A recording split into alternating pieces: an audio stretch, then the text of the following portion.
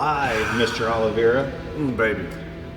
We are Bolts and Hose number 46. Bolts and Hose podcast number 46. 26. What'd you say? 26. 20. Do you know what that means? Yes, it means 46. It means 46. Oh, damn it. 46. There you go. What were we saying? Did we just say that? You know, you said it and I said, no, I didn't correct so you because I wanted me. you. You were baiting me. Okay. To sorry. F this whole thing up. All right. Well, 46. it's the whiskey, I guess. It's the whiskey. What are we drinking today, Mr. We are drinking a very special elixir. Should we call it an elixir, a spirit? This is something very special. So this was a Christmas gift to my dear friend Bryce here, and this is a very special bottle of Eagle Rare, which is made by the Buffalo Trace Sazerac. Facility in Tennessee. Yep. No, Tennessee, Kentucky. Sorry, Kentucky. And this is not just an Eagle Rare, which you can find every now and then, but this is a 17-year. Yeah, it's a good bottle. Eagle Rare. It's a 17-year. It's very difficult to find, and if you do find it, you're probably gonna pay more than a car note for it. Yeah. A nice car note. Yes. And it is delicious. It's sweet. I will say Bryce has had it we've had a few months now, and this is about halfway gone. He's poured a pretty healthy pour over here. This is the first sip I've taken right here. Is it? Oh yeah. Yeah. Well, this is the number 2 right here. And I will say that's probably one of the best things ever. That is amazing. It's just smooth, really good, right? There's no bite to it at all. I mean, there's zero bite to it. Yeah. And it's rare that you come across one, I guess, that's sweet, but not annoyingly sweet. Yeah. You know? So this is like just right. Because you still have some of that like just bourbon, like just kind of oaky, just flavor to it. But then you have those notes of probably a caramel, maybe a little vanilla. Yeah, we have no idea what we're talking about. So that might be the ice cream sundae I had at lunch. To try to suggest that we are any kind of whiskey connoisseurs. I'll tell you what, man. I drink the flip out of whiskey, and this is a good one. This top. Yeah, I'm probably not as experienced as you are, but it's a big. How you doing, James? You doing all right, man? A lot better here in a second. Yeah. Yes, you will. Oh, baby. Do you know what that is? That is a good one, my friend. Yeah. That is a good one. Yes, that is one we sip very lightly on, my friend. So we got a fun episode today. Yes. We have a nice, one of our good customers landed on the moon. Landed on the moon. So do you say who they are? I mean, anyone. Intuitive Machines. Intuitive Machines. You can do a Google search on this. So they've been working on this satellite. It's not really a satellite. I mean, it's like a lunar module. Module. There you go. They've been building, and so I think this is the first one. It's more of a test run. So they launched it, I think, a week ago. They strapped it to Falcon 9, Mr. Elon Musk's Falcon 9. Yeah. And it was one of the, I guess I keep calling it a satellite, a module. Yeah, a lunar module. Built here in Houston by Intuitive Machines. We have supplied some parts on it. Patriot Bolt manufactures some of the components. Yeah, more than likely we have some parts on the moon right now. Yeah. How badass is that? Yeah. We made it. We made it. I didn't know if we could make it or not, but it was a big relief, big sigh of relief. Yeah, we were nervous that the thing was going to explode and that it was going to be our fault. But luckily, it has landed on the moon yesterday. That was really cool. But they said, I was doing a little bit of research on this because I really didn't know a whole lot about it until it landed, and then it made national news and it became real all of a sudden. But yeah, they strapped it to the Falcon 9. It went up to the moon. They landed it near the South Pole. The South Pole. Yeah, the South Pole of the moon. So, and they said one of the reasons why is because all of the other Apollo missions that had landed a lot of in the middle section, and it was very dusty. So when it would land, and with all the thrusters going on with the soft landing and everything would kick up a bunch of dust. So they never really get any good pictures of it coming down. So they intentionally picked a spot where it was much harder and wouldn't kick up that dust, and this one went on a little more solid piece of land. So they got a much more clear picture of the descent. I've been over there many times, and I saw these things being built. So they have multiple that they've built. They've been testing them, I think, out in like West Texas at like certain launch pads, and they just built a new facility. Not like Spaceport out in. I think they went out. So they did some of it here, but I think they went out to West Texas too to do some of the tests, and it's pretty wild, man. So this is a first mission. I think they have 3 planned. And they're going to be like it's going to be like the UPS of the space world, and they're going to take product to the moon because other people want to develop things. Like I think they're developing like cell service or something like that up there, or trying at least. Yeah. So it's kind of crazy. So NASA is kind of taking this approach where, everything used to be paid for and run by the government. It's a huge bureaucracy. Everything was very expensive. There was no competition in it. It was very inefficient. So NASA is just kind of taking this approach, which is very interesting. They're just partnering with all these privatized companies to make it more competitive and more economical, where they can more mainstream it.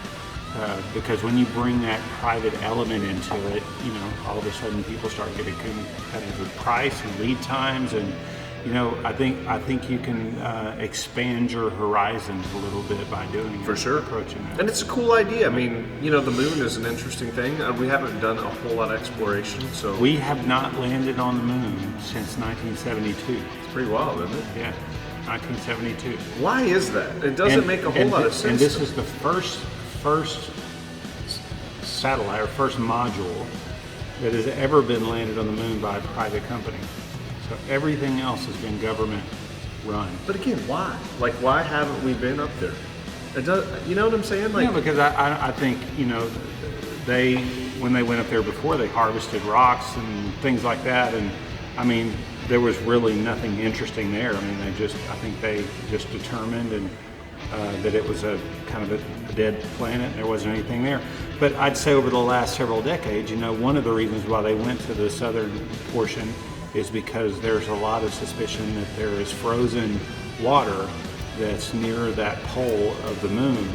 And so that's one of the reasons why they're focusing more of the research on that side, because in the last 40 years, 50 years since we've been there, that has been a focal point as to what is that water, or can they find signs of microorganisms. How do you know so much about the moon?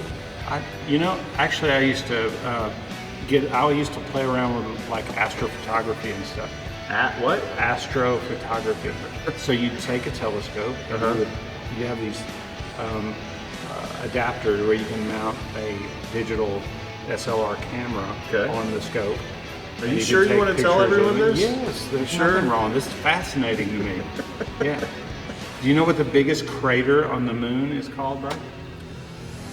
The huge crater. When you look at it, you can almost see it with your eye. Yeah. You know what it is? No clue. The biggest crater on the moon is what it's called. That's what it's called. No, it's called Copernicus. Copernicus. I was going to say that. It was on the tip of my tongue. Copernicus. Yeah. Yes. Duh. So, and a lot of the landings for the lunar module have been on the light side of the moon around Copernicus. And so this one is much further away from any of the Apollo landings. What's your favorite album ever? Is it Dark Side of the Moon? Dark Side of the Moon? I'm not a big Pink Floyd fan. Really? I mean, I'll probably get a lot of hate for that, but I have never cared a whole lot for Pink Floyd. I mean, they're good. Have you ever watched The Wizard of Oz? Right when the lion roars at the beginning of The Wizard of Oz, you press play on Dark Side of the Moon, and it is the soundtrack to the movie. It's kind of crazy. No. I think it's because people, when they do that, they're on a lot of Are you sure that's drugs. true? I've done it, and it's kind of interesting. You've done drugs while you've been watching it? I'm going to take the fifth. Oh. So, okay, that's cool. That's a cool story with Intuitive Machine and our parts on that station. But we got to talking earlier about some of the cool places our parts have been. I mean, here we are on the moon, but there's a lot of cool places where we've made parts. We have put, I mean, obviously refineries is cool, turbines is cool. Yeah, high temperature, high pressure, exotic chemical processes. I mean, it gets pretty wild in the whole oil and gas world. And we've done a lot of parts for, aerospace, mil spec stuff. So, I would assume that we're going to have some parts on some, cool jets or airplanes, definitely. Yeah. Maybe some Navy submarines. But with like power plants, there's like a nuclear power plant I know we've sold parts into. Yeah. But outside of that mainstream deal, which we're normally in, I think of places like we've sold parts into Disney World. Disney World. We have Disney World.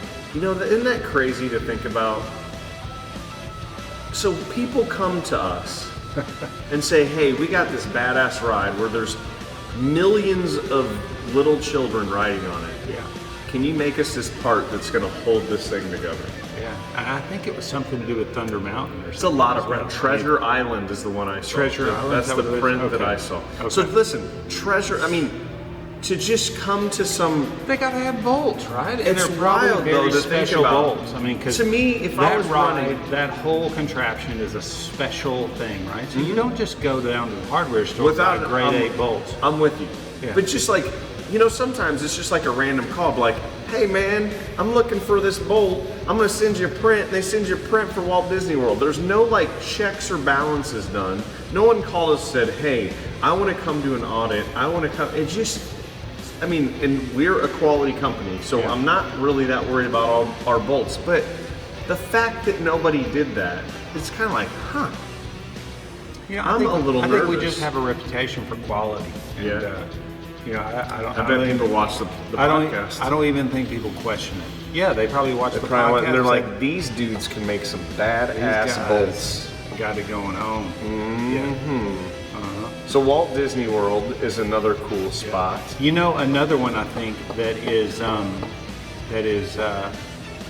space related. There's another company, we mentioned Spaceport earlier. That's either in New Mexico or Arizona, I can't remember, but it's this basically a launch site. Yeah, yes. Those were some crazy parts. I forgot about that. This company was called Spin Launch. Yeah. You remember this? Yeah, they were doing centrifugal. Do a little research on this, called Spin Launch, and it's this awesome company that, you think about a rocket and it lifts off the ground with a tremendous amount of fuel. You look at the size of a rocket, and if you think about it, the whole thing, 70% of it is filled up with rocket fuel in this thing. So it's just a huge bomb waiting to happen. Right. And so most of that fuel is spent getting that huge payload off of the ground, and the first mile of ascent, of takeoff. Well, what this company does is, rather than doing that, they have this huge centrifuge. You know what a centrifuge is? Mm-hmm. Is when you've got something in the center and you spin it so fast that you've got such a large force on the outside. They've got this huge centrifuge, and they take basically a rocket. Yeah. And they spin it extremely fast. I mean, and you would ideally have people in this at some point, but they have a payload, they have a satellite, they have a module or whatever. They spin it extremely fast, and then there's a chute on the inside of this, so that as it's spinning, it releases it at exactly the right moment to where it shoots it up into the atmosphere. And I'm not sure how far it throws this thing up in the air, but it's using basically the momentum of that rotational force to throw it up in the air as fast as you can. And then that's when the burners ignite, and it uses rocket propulsion to get it in the rest of the way in the atmosphere. But you can imagine, if you were able to get it that much further off the ground, you wouldn't have to have that much weight, you wouldn't have to have that much fuel, and it would be a little simpler process. So rather than starting at the ground level, you're basically starting launching in a different way, a different method. So I've always been fascinated with that. When they first reached out to us, they bought some huge bolts from us. Big bolts, and it was quick too. I'm not sure what they were for. They were screaming. It was a really hot order. Yeah. But just listening to you, parts it to just, those. I'm just thinking, you get so excited about this stuff. You are such a dork. I do, Like, yes. you are such an I'm engineering not geek. ashamed of it at all. It's proud impressive. Of it. Yes. I mean, it is very I'm proud of it. impressive. Cheers, brother. Yeah. I mean, how can you not find that just amazing? I mean, it is cool. I guess. It is cool. I don't know. It doesn't get me too excited. Like, a good bourbon gets me excited. A good baseball game gets me excited. You know, what if you were standing in front of that centrifuge with a glass of bourbon? That'd be cool. Watching it. Yeah, I'd be that excited. would be cool. Yeah. But I'd rather be sitting first on the third base side at Wrigley Field watching the baseball game. Sure. Or in the bleachers. Okay, so there's a natural gas operation in Australia I can think of. Oh, so what about some this? Patriot Bolts in What it. about the Paul, the filtration side? We've sold parts into like Polaris, to the Corvette plant, The Bowling to Green, Kentucky yeah. Corvette plant. We've sold parts into that. Yeah. Yeah. So that side of the business, I mean, we've done some pretty wild parts. Yeah, that's true. Yeah, we got customers like General Motors and Ford. I mean, directly Sherwin-Williams. to the Dearborn plant. Yeah, Sherwin-Williams. Yeah. Mm-hmm. We should have done a little bit more research. I know we kind of threw this together at the last second because I know we've. And I'm thinking a lot of this just as we're talking, but yeah, the moral of the story is we do get into some pretty cool stuff. Some wild stuff. Every single day of our life Yeah. is an interesting day. So we've got parts in space. We got parts on the moon. Parts in the We ocean. got parts under the ocean. We got parts in Israel right now. So this is another weird thing. There's an that offshore platform right off the coast of Israel, and we supply a lot of parts to that. Guyana, we sold some parts, but the Israel one's interesting because a customer called and said, "Hey, we want you to fly parts to Israel for us." I couldn't find anybody to fly parts to Israel. I'll do it. I'll do it. I don't think you can. Yeah. Like if you had to fly it to Tel Aviv, and then you had to drive them down, which was like another crazy drive down to the heliport. And it's kind of interesting. Yeah. You know, you don't really think about that a whole lot. Yeah. Like with all the conflict going in Ukraine and Israel, and you know, they're still making shit up there, Yeah. and they're still producing oil. How do you get stuff over there? You know, you gotta have like, I mean, how does Chevron get parts over there? They gotta have like a VIP pass or something where don't mess with us, we're coming through. There's still flights and transportation, I'm sure, for stuff like that. There's supply routes. So it gets over there somehow. Pretty interesting. Yeah.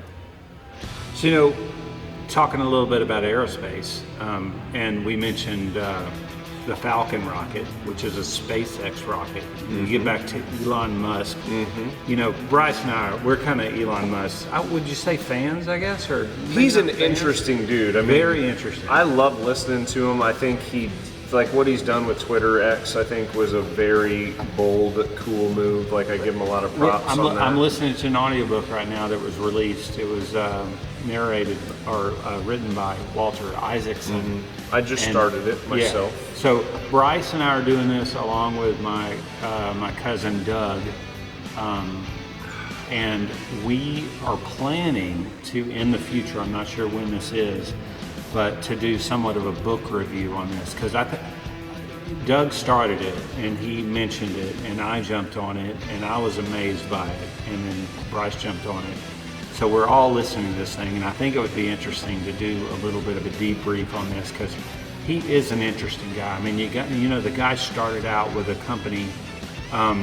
Basically, when you look at like Google Maps and things, and you see a cursor move a map, and you see that, it seems very simple and basic to us right now. But there was a time when that wasn't basic at all. Right. If you watched that, it would be utterly amazing to watch that because it's unlike anything you've ever seen. Right. Elon wrote the original code for that, and that was kind of where he started.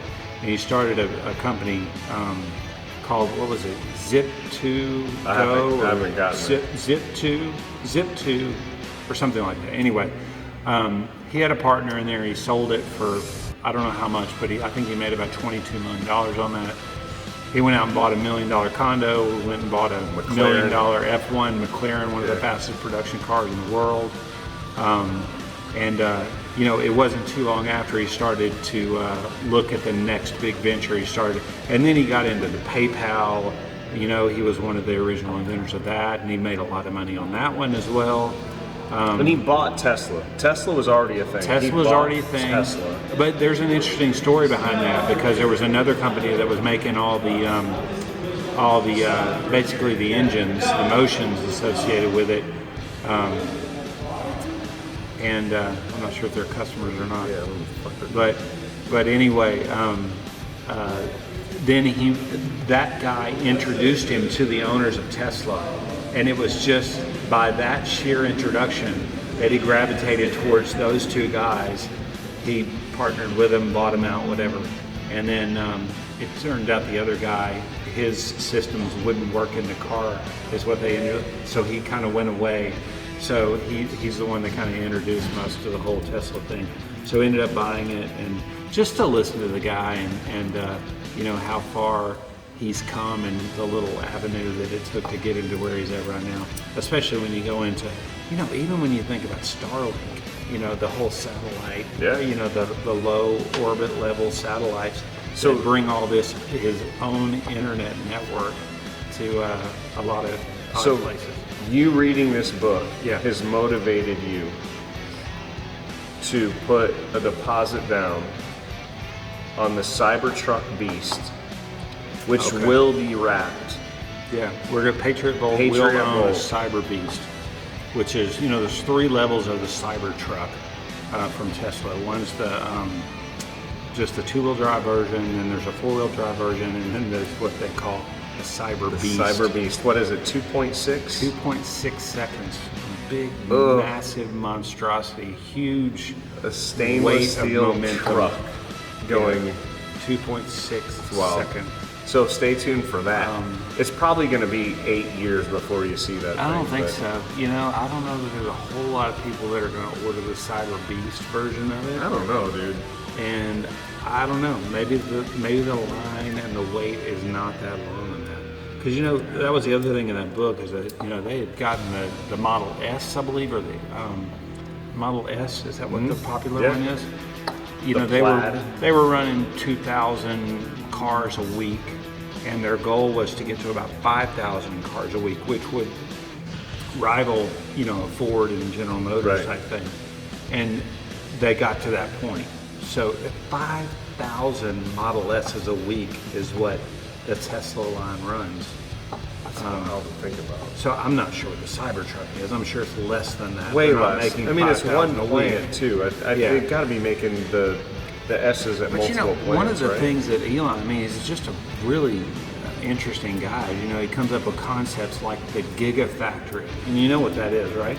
So basically, his vision is that you have raw materials go into one side of the plant, and you have a car go out the other side. Right. So, you know, one of the points it made in the late 70s, you know, car makers basically changed their model to where they went to a supplier-based deal. So they were dependent on all of these other automotive suppliers to provide their screws and bolts and gaskets and, you know, even bumpers and whatever. Yeah, everything. Yeah. Seats, upholstery, emblems, everything came from a supply chain, and they tried to optimize that. And Elon's vision is more raw materials in one side of the plant and a car out the other. So to vertically integrate, where you're actually molding those components under the same roof that it's being assembled. Everything is done. Everything. So you're in control of your supply chain. You're better able to leverage your materials, and so it's an interesting concept, right? Sure. Because, you know, and you mentioned that. I mean, the Cybertruck, idea came out of that, but I think a lot about the parallels of, you know, a genius like that. You know, a lot of people called him a savant, but, you know, he is an interesting dude. I'm sure he's got a personality like hell. You probably wouldn't get along with the guy. He sounds like arrogant as shit. Dude, you listen to him on, like, you know, Rogan and other interviews. I mean, he's a pretty, like, I mean, he is a little quirky. Yeah. But I normal don't. cat. Listening to the book though, I don't know that that's a good representation of who he is, because you hear a lot of the background about all of the people that surround him. I mean, I don't know how many wives he's had and girlfriends. Amber Heard being one of them. But all of the business partners and the people that surround him, just from a personal level, and I think all of them have a lot of respect for the guy. Sure. All of them. He's a very difficult person to be around. He's very demanding. His deadlines are almost impossible. Unreasonable, yeah. And he that's doesn't listen to reason. But I will say, and a lot of people that were skeptical that he would impose those things on came back to admit, even though I thought it was an impossible deadline, we still hit it. Yeah, right. So, whether he's a crazy man or a genius, I'm sure there's probably a good mixture of both. Most people like that. There is a little, a little combination of the two. I mean, crazy people are normally the smartest. I mean, you never see like super intelligent people who've invented things. They come to the table and you're like, man, that was a cool dude. I could sit there and talk to him for a long time. It doesn't go hand in hand. I was listening to it this morning. I was thinking, again, I always think about the parallels when I'm listening to a book like that on business, and I'm thinking about our business and our industry, and I think about somebody like Elon. If Elon was in our business and he was to look at the bolted joint, his algorithm is to basically throw out everything, including the baby with the bathwater, and you only bring back in what works, right? And maybe you institute 10% of it. And he said, if you don't reinstitute 10%, you didn't throw out enough to begin with. Right. So he's got an interesting approach. And I think if he was to look at something simple like a bolted joint, a bolted joint is probably one of the oldest technologies that exists. But it's probably the one that's most widely used in all of our industry. And I think if he was to look at that, and if he was to focus on that, I can just imagine some of the revolutionary things he would come up with to replace bolts and gaskets and just even the way flanges, the way two flanges come together. Right. And I think about that. I think I bet he would come up with some interesting ideas. Yep. You're probably right. But you got people like us. Yes. That's what you're dealing with now. And we're trottling along. Yeah. But yeah, and there's a lot of people like us, right? Yeah, a lot of people. Right. I don't know that a lot of people think about that though. I think a lot of people just go, it's not broke. I don't think there's many people that think about that. And they think about ways to make it better, but they don't think about reinventing the whole flanged bolted connection, right? Yeah. I think the wildest we ever got was building a huge nut. That was pretty wild, though.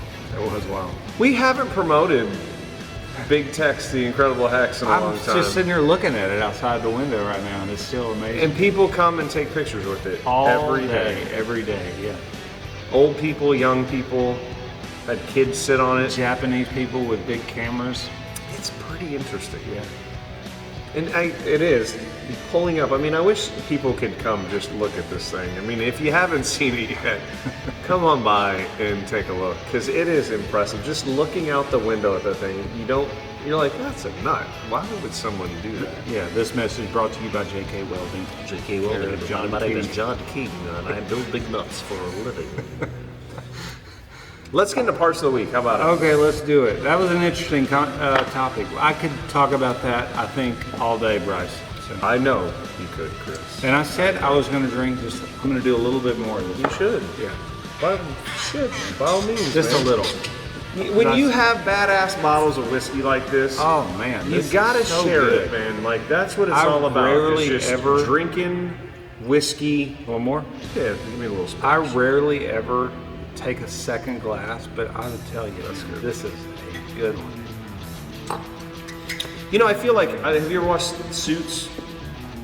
Or there's a lot of shows like Andrea that. watched that and had loved it, but I can't get into crap like that. But so there's just a lot of shows like that, like you see like high level like brokers and attorneys and whatever else, and they just pop that stuff. At the end of the day, they're putting in cheers. I can't do that. Yeah. I can't. Well, That's not me. I kind of do it already, but I don't know. This makes me feel good about myself. Eagle Rare 17 in the building. So we're gonna get into parts of the week, you think? Yeah, let's do it. You, as always, you want to go big, you want to go small. You know, let me just pick a part here, Bryce, because this is a big one, but it's probably the smallest one we have. It's girthy. This is a great part. This is awesome. What do you call that? You know, I'm gonna call it a flange nut, an externally threaded flange nut. Bushing? A bushing. I think that's Bryce's go-to when he doesn't know what something's called. A bushing. And it's not a bolt. He's going to call it a bushing. A bushing. But if it has cool geometry. If it has a hole in the middle, wouldn't you say it's a bushing? Yeah, maybe. Right? I mean, a bushing threads into something and then it gives It kind of looks like a follower on a stuffing box, a threaded follower that's going to compress packing or something. Or maybe I'm wrong. You said stuffing box? Yeah. Oh, stuffing box. Yeah, That's what it's called. You said. Yeah. Mm-hmm. So it's a made out of 422 stainless steel. 422. Interesting. Martin Siddick stainless steel. That's not what we run into. So It's a hardenable alloy. Rust. It's got a little. It's got a got- little carbon in it. Yeah, it's got a little carbon in it. It's good to high temperatures. You know, typically like I think it's 1200 degrees. It can be heat treated to make it harder. That part's actually that's an extra piece that we made. That part is actually getting sent out to be nitrided. They're going to do a 48-hour nitride on the part to make it harder. So that it's typically used in high temperature situations. You know, you got turbines and car parts are a lot of 422. So another stainless steel crazy part. I mean, you're not finding that anywhere. It's an M52 fine thread, 1.5 thread. So M52 1.5 thread. I do not know the ID on that. What would you say? That's probably if that's an M50. 25.4 millimeter. So you think it's a 1 inch? Yeah. Yeah, that's right. I bet if we measure it right now, I would be right. I would bet you the rest of that bottle of Eagle Rare 17. No. I think you're wrong. You're not willing to go that route? I will bet it because I think Do you're you want wrong. me to go get a caliper right now? No, because we're doing a podcast. But I'm sure that's what it is. Did We'll you look report at the back part? next week. Did you look at the part? I really didn't look at the part. No. So yeah, going out to get nitrided, it's going to get harder. Nice. Do you know what nitriding? So is there's it just a multiple- surface hardness? It's a surface hardness. Yeah. So they gas nitride it, and it makes this. So there's like a certain thickness. So the longer you go, the longer that buildup on the part makes it harder, You know, right? speaking of nitriding, so I would imagine that's probably just you're quenching it with heat or something, right? Real quick What do you mean? for nitriding. For nitriding? Yeah. I don't know. It's not quick. This is a 48-hour nitride. So Oh, okay. nitriding is actually like, I mean, we've done 24-hour nitrides. We've done 48. We've actually done 72-hour nitrides on parts. So I think it's the longer you nitride it. You know, this reminds me of another Elon story. Can I tell you this real quick? Absolutely. Okay. So another company that Elon started was the Boring Company. Do you know this story? No. So Elon used to live in Los Angeles, and you know traffic on the 405 is terrible, right, in Los Angeles. So Really? he would spend all of his time, you know, commuting and In the spend car. all this. And he was thinking to himself, I guess, that if there was a tunnel between this point and that point, he could drive under all of this, and it would be great, right? So he developed with his engineers a machine that would bore this tunnel underneath the freeway in LA, and he got all these permits and all these approvals to do it and everything. And yes, you didn't know this? No, and So it- the Boring Company. But it didn't happen, obviously. It did happen. Yes, there's a huge tunnel that, and I think it goes from like where his company was to some other location. Shut the or front something. door. Was Yes, it look private? it up. The Boring Company. Is it a public road? It's his company. I'm not sure exactly how it panned out, but you can drive in this. Yes, you can drive. So it's a public I road. think he can drive in this. Okay. No, I don't know this public. I don't know. I'm speaking a little bit out of turn here, but you can see it on YouTube. There's people driving through this tunnel that he's created. It's called the Boring Company. So, okay. So let me go back to this. Sure. So that's not important, but the Boring Company developed a flamethrower. Have you seen this on YouTube? So Elon maybe. came up, and it's called not a flamethrower because he didn't want the liability associated with it, right? But he had this on Joe Rogan, where he brought this in, and it almost looks like a water gun or a pellet gun or something. And they were trying to But burn. it's a real gun, and you put an actual, like a propane or some type of propane tank or something on the top, and it literally shoots fire like a blowtorch out of this thing. So is there a And reason it's why we don't have like a serious gun. Okay, so this is where I'm going with this. So we're talking about nitriting. This is how we're going to this because I've been We fascinated. can by this as well. nitrite our own parts So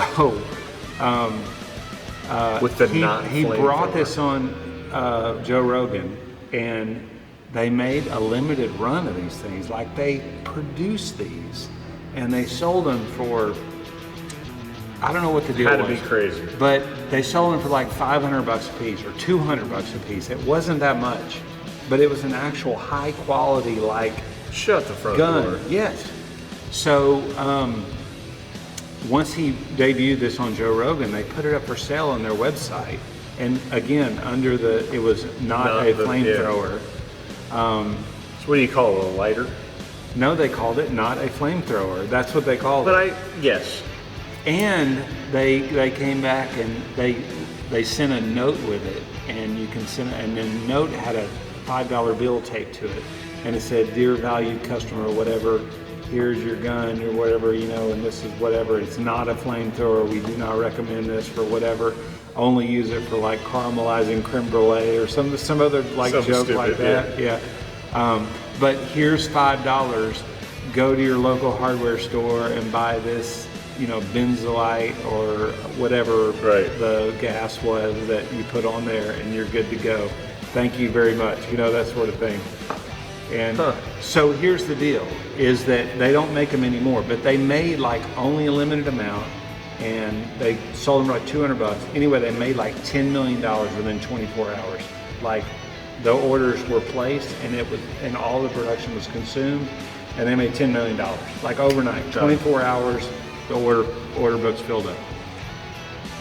You can go on the eBay and you can buy one of these, and they're serialized with a number. And I was looking at this morning, $5,000. $9.99. You can buy it. This guy's got like 6 or 7 of them. $999? I'm thinking about buying one. Why wouldn't you? I'm thinking about getting one. Dude, we should. We should like nitride parts. We could heat treat, we could temper parts. That's where I'm going with this. Yeah, I'm Elon with you. Musk, the whole nitriting thing, and then I get into the Boring Company's not a flamethrower. It'd be interesting. We should try it. I almost pushed the button this morning to buy it. Why didn't you? I didn't do it, but You've bought dumber shit. the videos that I didn't put up was us shooting the beer cans out of that. That's similar to that, right? So an actual it's probably a better idea that you don't. Actual AR gun with actual 223 or 5.56 blanks, and you put a beer can in this tube, and you shoot this thing, and it blows the beer can out. That was pretty At a awesome. very high velocity. Yeah, I never posted that video, but maybe I'll splice it in now. We put you in like a Kevlar suit and shoot beer cans at you. But so we got the beer can shooting, and then we could have the flamethrower. Yeah. So the not a flamethrower Not a episode. flame. Yeah. And can I shoot you? You got to get a I Kevlar don't see suit why of some not. sort. I mean, James would probably. We could trim his beard with it. James, could we shoot you? Yeah. Here, take this one. Have you seen this Elon Musk not a flamethrower? Have you seen this? Could we How am I the put only one that knows could about we this? put like some body armor on you and shoot the beer gun at you? The beer gun? Yeah. You want a camper spot? Yes. Or one of those metal shiny suits with a big can where you look like a knight in shining armor? the robot from Space Odyssey. I don't know what the name of it is, but we could shoot you with a flamethrower. I don't know flamethrower. Let's get rid of that. Okay, not the flamethrower, but how about we do the beer? We could put that in the That podcast. would probably hurt more. Yeah, of course. Yeah. But that's why it'd be funny. It's not going to kill you. Hold on. It just leave a bruise, like a big paintball gun. Not son of a bitch, I'm in. For the podcast, right? Podcast. For Okay. the cast, baby. For Okay. the cast. What'd you think about this, James? It's the best. It is the best. It's the best, like drinking gold. Yeah, and we gave Austin back some. All right, back to parts of the week. Because, dude, you have like digressed more. I know, than but this is all very ever. interesting, though. You know, right? to only you. See, a lot of You're this the stuff you only didn't know. person. I'm educating you, Bryce. You're the only You know person. about the lunar landings, all of the Apollo landings. We haven't landed since 19... What? Dude, you were hammered Since what? already. 1972. Exactly. Yes, 1972. 19. I was listening to you. You know about the Not a Flamethrower? Yep. $200. You Yep. can buy it for $9.99. Yeah, I on think I'm going to eBay. go do that now. You should, as you should. You get a couple shots of whiskey and Kris, and he's gonna start spending money like nobody's business. We're talking about Elon Musk. Your here, wife man. is gonna kill you Why? because she's already. She would be fully supportive of the Not a Flamethrower. Well, I promise you. She would. She would love it. She would love to shoot that. Double in stud, tap in stud. This is a tap in stud. Do you know the difference between a tap in stud and a double in stud, Bryce? No, Are you serious? You I don't do, know? but I want you to tell me. So 2A and 3A fit. One side's going into a tapped hole. Okay. The other side is the nut side. Okay. But I don't. However, a double in stud typically has the same thread. the same length thread on both sides. Tap But in stud is going to have a shorter thread length on one side than the other. so typically, this typically. is a special one. So this isn't. I don't think you can call this a tap-in stud. It's got to be. Because it's B8 Class 2. This is the reason why I grabbed this part. We don't talk about strain hardened material a whole lot on this show, on this podcast. So I wanted to grab a Class 2 part, and we just so happen to be running some, I would call that a double end stud. It's a tap in stud, Bryce. Really? Yep. So one hole is going into, but not a standard tap-in. That's going into a blind hole, Uh-huh. and then you're going to put That's a your flange. nutted size. You're going to put a flange on top of that. But so there's a standard on tap-in studs, okay. right? Okay. Correct? Uh, So if someone calls in and there says, is an API standards which references the standard tap ins associated with API flanges, but that doesn't necessarily dictate all tap in studs. okay, then I'm with you there. I will agree with Okay. you there. So I think this is a custom tap-in stud. How about Okay. that? Okay. Because I I'm with agree you. that's going into a blind hole. This is the nut side, Yep. right? Yep. Agree with you 100% there. 3/4 B8 Class 2. And that's what made me excited about this, is because we don't talk a whole lot about strain hard material. Yeah. So B8, 304, right? You typically get a yield strength of around a 30 min on a 304. Yeah. You On a with me? class 1 material. Class Yeah. 1. So strain hard material, higher strength, 80, right? maybe even a little higher. I think on smaller diameter, I think it's 90, if I'm not mistaken. No, I don't think so. Okay, I think you're 80. check it. Fact check. Jamie? Jamie! So, brought in bar, obviously. I mean, check this out. So you got, PD, or not PD, nominal bar.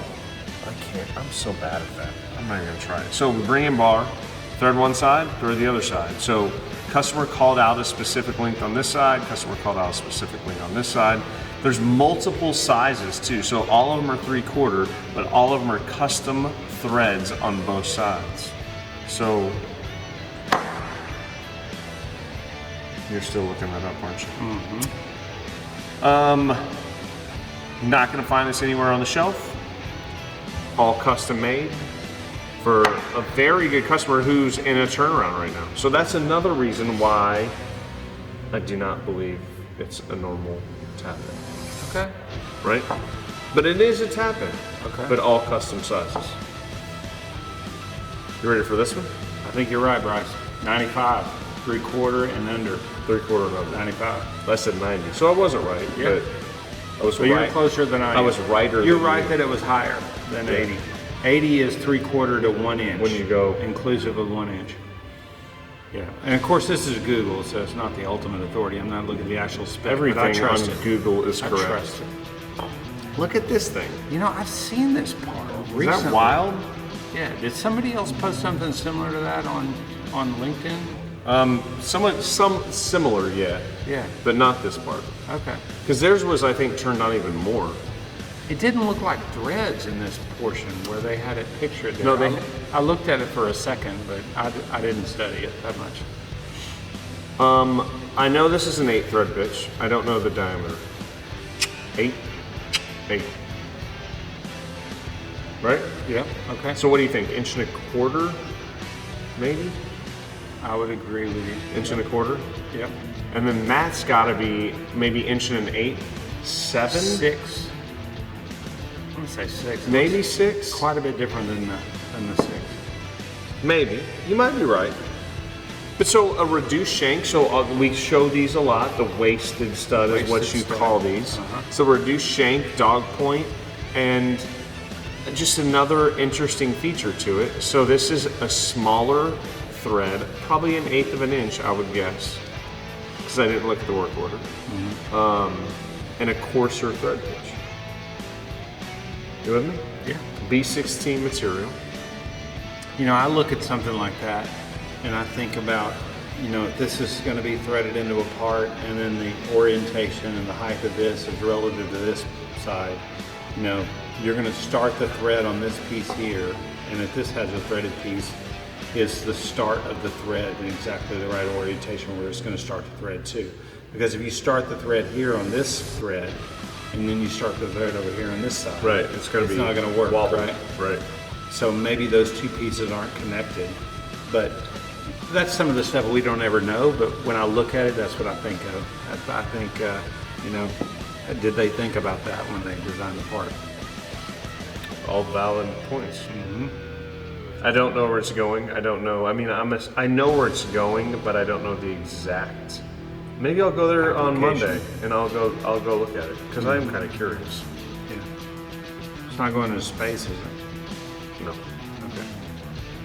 I don't think so. Okay. It's not going to space. It's It doesn't going. look like a spacey part. No way it's going to space. It's B16, man. They're not sending B16. It's too heavy. They might. Everything in space is titanium.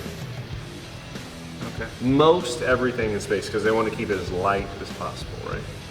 I think you have Or some aluminum. 660 Aluminum. or aluminum, yeah. But I don't think they're threading stuff with aluminum. Not a whole lot of threaded parts. So they'll do like plates and shells and bodies and like that out of aluminum. I didn't realize you were such a space material connoisseur, Bryce. I will tell you, when I was at Rolled Alloys, that was a big part of our business. I think it was like 70% of their business at the time Titanium? was aerospace. Okay. So a lot of our customers were aerospace. So, you know, I learned a lot about titanium, and then obviously they use a lot of aluminum and high nickel alloys depending on the parts of the aerospace. You know, engines are always high temperature, so you get like nickel alloys and cobalt alloys, and then once you start getting into the framework, it's a lot of titanium and aluminum. I believe. How about that? Yeah. This seems like the longest episode ever. You know, I don't know how long we are into this thing. What are we, it's not too bad. We have been chit-chatting it up today. Actually, you've been chit-chatting it up. You've been geeking out on all your geek stuff. And Elon, I mean, literally, if you haven't listened to or read the whole Walter Isaacson Elon thing, regardless of your position on Elon, he's a fascinating dude. Fascinating guy. He is a good... If you were into business and innovation and, you know, startups and just appreciate the plight that an entrepreneur has, he is a wild guy to follow. He's very interesting. I will agree with you there, Chris. We're in an empty brewery yet again.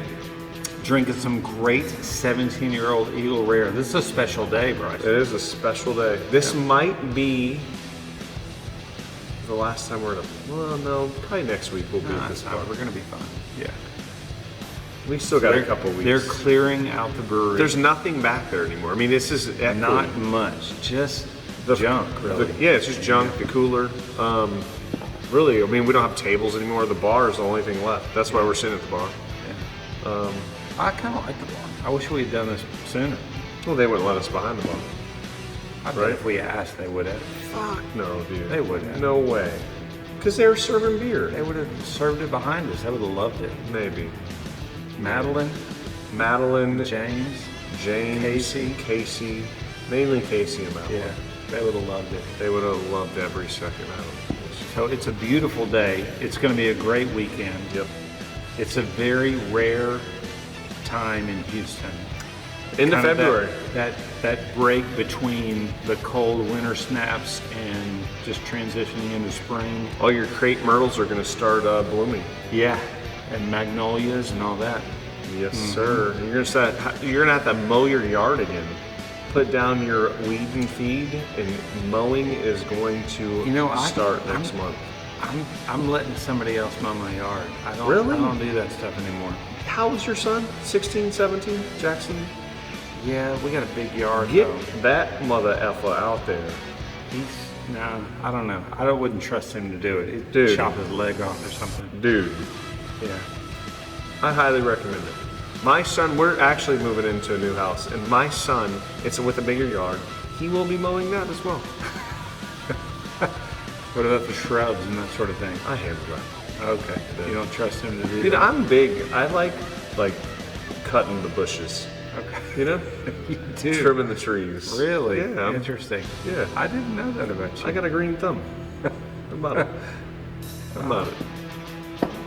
All right, let's wrap this up. Bolts and Hose, episode number 46. This Thanks is a good for episode. watching. I like this episode. I know It's you good. do. Yeah. Chris is hammered and got to Little talk Elon. about geek stuff all I got day. a little So. spaceport stuff in there. Yes, sir. We talked about some applications with Patriot Bolt. Bolts, hose, gaskets, send our way. We would love to help. We haven't gotten any comments in a while. We haven't gotten any suggestions in a while. I think viewership is still going strong, but I do. I think throw some comments picked up out some there. good viewers, and we get comments all the time. Let us know if you want to be on the show too. Yeah. I think we need some fresh guests here. Yeah. I think some different perspectives. we did talk about If doing you want to promote your business, ladies of the bolts and hose. that is an interesting concept. It might happen soon. The ladies behind the nuts, I think is what it was called. Ladies behind under the nuts. the nuts. So my wife, Andrea, and Bryce's wife, Jessica, who is our CNO. I ask what that means. Comment. Should we say? No, fuck. No Okay. way. Let them. So Jessica, who is the CNO, and Andrea, who you probably already know, they're going to come on. Already. She's kind of appeared, right? She's never been. We've on mentioned her. We've mentioned her. I don't a think few we've times. ever Andrea. So that's another thing. We need to have her on just because she's never been on. That's true. Yeah. Jamie needs to be on. Allie needs to be on. They're a little shy. Allie's been on a few times. Allie will come on. There's Yeah. no problem with Allie. But yeah, Jamie and Andrea can be a little shy, I think. My wife, I think, is jacked about getting on here. Oh yeah, she's ready. Yeah. Because she is going to talk so much shit. I think she would be very entertaining. We'll give her a She little always is. Eagle Rare 17. She doesn't need any Eagle Rare to be entertaining. She is already entertaining. I would agree with that. Oh, we went to our Japanese whiskey tasting. Should we talk about that? No? I mean, we went to try Japanese whiskey, and it tasted a lot like Scotch. You know, we don't get to go to fancy outings very much. We're kind of laid back, right? So this was one where we went to a little bit of a upscale venue, and they had 3 different Japanese whiskeys. They served some hors d'oeuvres. some tastings with the whiskey. Yes, and so then, you know, they basically tell you a story about the history of Japanese whiskey and basically got his start from. They the told US. us way too much of the story. It was interesting to me. Of course, it would be, right? Yeah, it was too much. Too so much then talking. you would eat the hors d'oeuvre, then you would go on to the next one. You know, you get onto the whole cleanse your palate thing in between whiskey tasting stuff. But it was interesting. At the end of the day, we downed our whiskey as quickly as possible and ate the hors d'oeuvres and went over to get fish and chips. At the we pub snuck next door. out to the Irish pub next door and we're drinking whiskey and beer. So we did appreciate it for just a short amount of time. But yeah, I liked it though. it was cool. I mean, Yeah.